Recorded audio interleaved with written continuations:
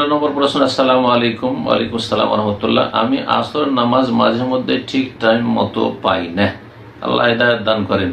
এটা কি মাগরিবের নামাজের পরে পড়লে হবে না মাগরিবের নামাজ পড়ার আগে পড়তে হবে? যদি বিষয়টা একটু বলে দেন তাহলে খুব ভালো হবে। কেন আপনি ঠিক টাইমে পড়তে পারেন না এটা দেখার বিষয়। যদি এটা হয় যে অনিচ্ছাকৃত ঘুম চলে এসছে তাহলে মাফ, ভুলে গেছেন তাহলে মাফ, কিন্তু কাজের ব্যস্ততার কারণে বাইরে ছিলাম সেই জন্য না, বাইরে আছেন, গাড়িতে আছেন, গাড়িতে বসে পড়েন।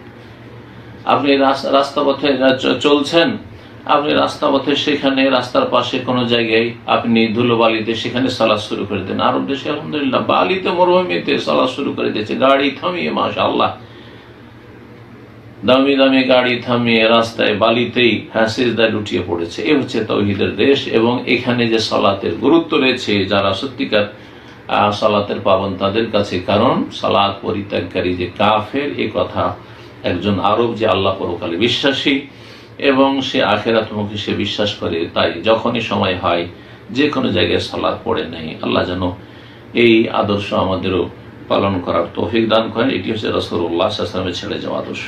জি, সুতরাং জায়েজ নয় মোটেই যে আপনার বিভিন্ন কাজের বাহানায় আপনার সালাতের সময় পার করে দিচ্ছেন আর মাগরিবের সময় এসে আসর পড়বেন, জায়েজ নাই।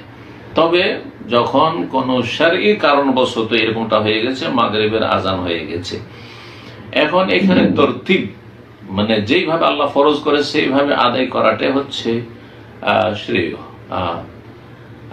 মাগরিবের আপনি ধরেন জামাত শুরু হয়ে গেছে, সেখানে আপনি আপনার আসরের নিয়ত করেন, আর তারপরে ইমামের আর মুক্তাদির নিয়তে পার্থক্য হলে কোনো অসুবিধা নেই।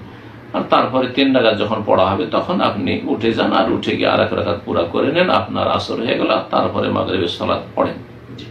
এইভাবে আদায় করবেন।